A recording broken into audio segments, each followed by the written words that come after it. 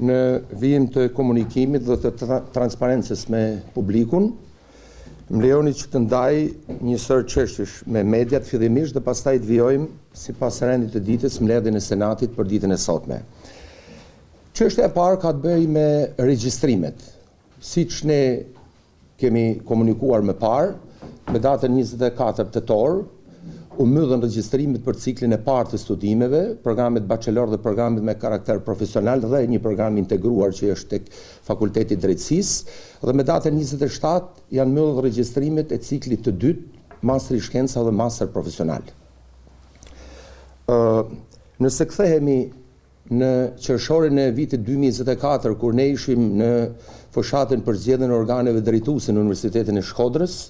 unë kam artikuluar në mënyrë të vazhdueshme, qartë dhe në mënyrë shumë të hapur dhe të sinqertë fjalinë përpjekja e parë është të stopojmë rënien nga pikpamja e numrave, dhe me kënaqësi konfirmoj sot së bashku me Senatin, me njësitë bazë, me njësitë kryesore, me administratën, me sekretarët mësimore dhe me kryesekretaren, që sa i takon programit bachelor, ne një premtim të tillë e kemi mbajtur. Ne kemi përfunduar ciklin e parë, pra për vitet e para, me datën 24 tetor, që ka qenë një raund i tretë i lirë, me 998 student. Pra kemi një student më shumë se sa viti i kaluar. Pra ky student ka simbolikin e vet, por i përgjigjet, si thush, atij premtimi që ne kemi dhënë dhe kemi ndarë së bashku, pra që të stopojmë rënien. Tani, cila do jetë strategjia që të mund të rritemi në të ardhmen, kjo natyrisht do komunikohet me ju në një moment tjetër, sepse ne kemi kohën për të bërë analizat bashkë me njësitë bazë, me njësitë kryesore dhe me ekipin e sekretarive mësimore. Thjesht, ajo që është e rëndësishme për bachelorin, pra thash përtej skepticizmit apo paragjykimeve ndoshta që mund të kenë ekzistuar, është që ne ja dolem pra që të ruajmë një numër të mirë, po them, të studentëve në ciklin e parë, pra në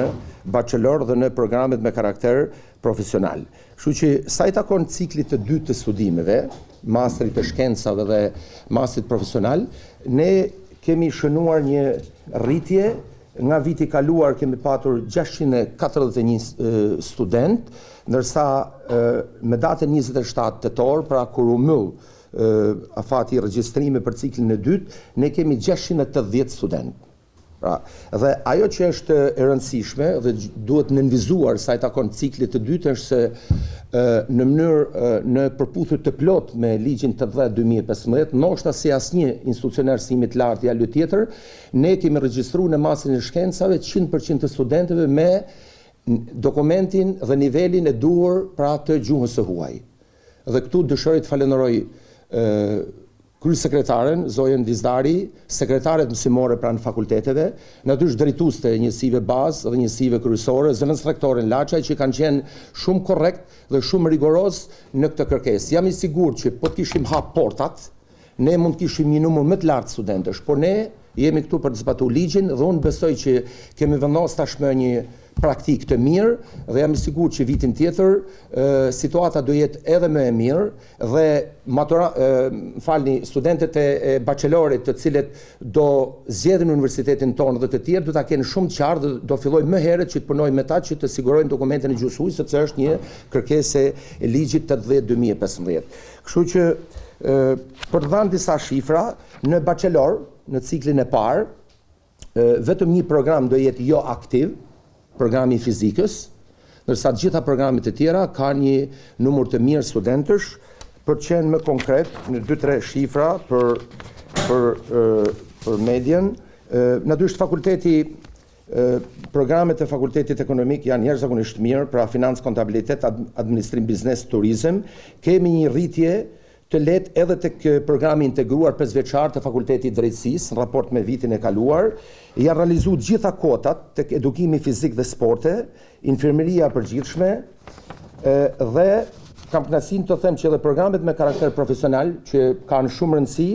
i kanë të realizuar atë 100% kotat, pra siç është teknik sistemesh dhe rrjetesh kompjuterike, specialist i lartë elektrik dhe udhëheqës turistik dhe menaxhues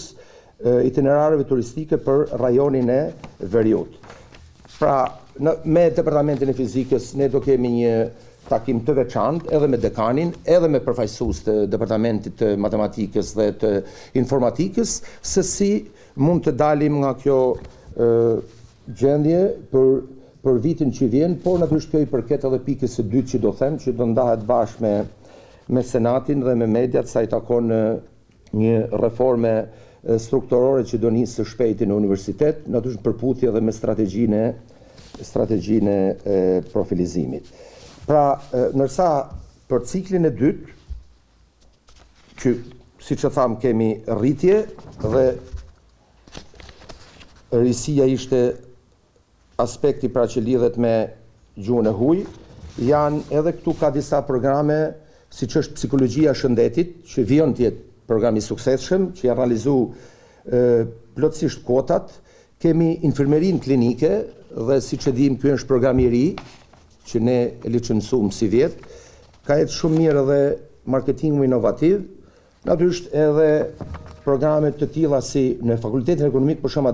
administrim, biznes, kontabilitet dhe financë, janë kotat të plotësuara 100%. Në tërësi edhe programet e tjera janë mirë tek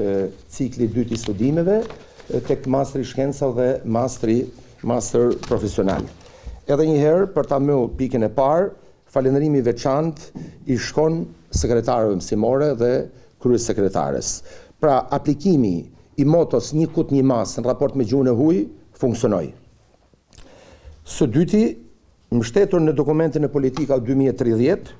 tashme institucionet arsimit lartë, për shembull dje ka nis Durrësi, do vijojnë të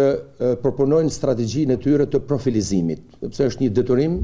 në raport me këtë dokument, të cilën ne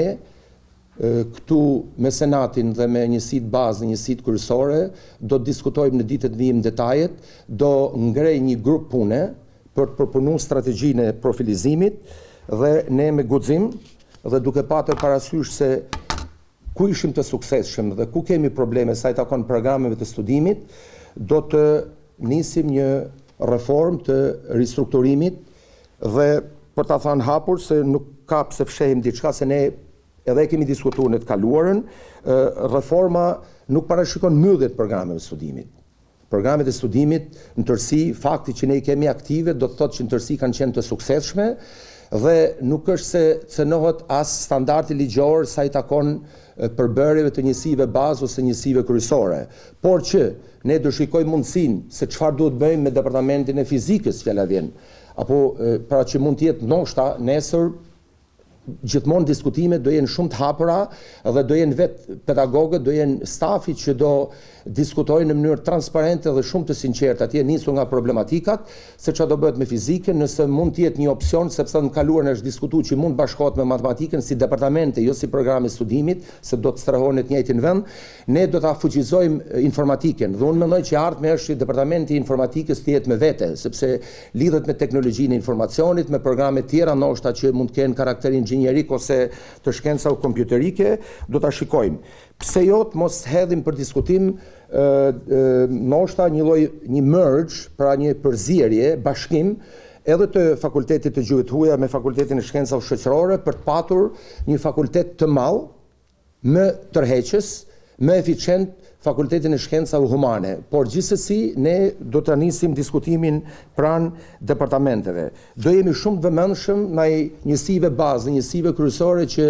kanë probleme me standardin ligjor, pra me numrin e pedagogëve të brendshëm në përputhje me ligjin 80/2015. Edhe pse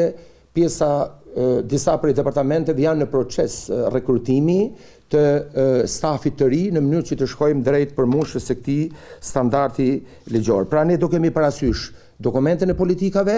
çfarë na tregoi tregu i arsimit këtë vit akademik dhe natyrisht cila është ardhmja e këtij institucion, sepse nëse flasim për strategji profilizimi, ndërkombëtarizimi dhe digitalizimi duhet të jenë në qendër të vëmendjes. Kështu që kjo është edhe çështja e dytë që doja të ndaja me median, me publikun, me studentët, me personelin e brendshëm akademik, me administratën e kështu me radhë. Së treti, çështja e fundit, kam kënaqësinë të them që ne vijojmë një bashkëpunim të shkëlqyer me pushtetin vendor, veçanërisht me Bashkinë e Shkodrës, por edhe me qarkun e Shkodrës, që ka një territor më të gjerë. Bashkia vijon të na mbështes edhe në aspektet që lidhen me mirëmbajtjen për njerëz vërtet. Ne kemi një buxhet të pamjaftueshëm. Për shembull, bashkia ka marrë përsipër tani rregullimin e territorit rreth Fakultetit Gjuhëve të Huaja dhe lyrjen komplet të godinës dhe elementë të tjerë që lidhen me sigurinë e asaj godine, sepse ka disa probleme me disa godina të vjetra që janë pas Gjuhëve të Huaja, por me katin e dytë të sallës së konferencave të Gjuhëve të Huaja. Po punohet me firmën e mirëmbajtjes në disa prej fakulteteve, ka nis fatmirësisht puna para një jave dhe pse jemi me shumë vonesë. Dëshiroj të falenderoj fort këtu dekanin në Fakultetin e Shkencave të Edukimit, që po punon fort në atë godinë, se është godinë e vjetruar, problematike. Ka nisë edhe rektorati DC, veçanërisht departamenti i arteve. Do të akomodojmë, sepse jemi me vonesë 2 laboratore shumë të rëndësishme që janë të Fakulteti i Shkencave të Natyrës, që janë të fituara nga Akshi, por që pajisjet kanë qenë për magazina. Dhe ne po krijojmë hapësirat e nevojshme, po ka nisë një punë restauruese në katin e parë të Shkencave të Natyrës, po kështu edhe në shkencat shoqërore është një sallë, një godinë, brenda asaj godine që do të vënë në dispozicion një laboratori të rëndësishëm që ka të bëjë pra me Fakultetin e Shkencave të Natyrës. Kështu që në tërësi ne këtë komunikim me pushtetin vendor, këtë bashkëpunim ne do ta vijojmë, sepse siç kemi thënë, garanton binomi pushtet vendor universitet, natyrisht pastaj kur këtu kontribon edhe ministria dhe ne kemi ndarë me 6 tetor edhe këtë nevojë me Ministrin e Arsimit, zonën Kumbaro. Jam i sigurt që ndoshta në fund të këtij viti, i cili do jetë viti i vështirë, duke patur parasysh nevojat infrastrukturore që kemi, nevojat për investime dhe këtë reformë strukturore që do nisim, ne besoj gjithë së bashku t'ia dalim dhe që ky institucion të jetë në të paktën brenda sektorit publik të arsimit lartë, të jetë nisur nga tradita e jashtëzakonshme që ka, të jetë në majën e sistemit të arsimit lartë në Shqipëri.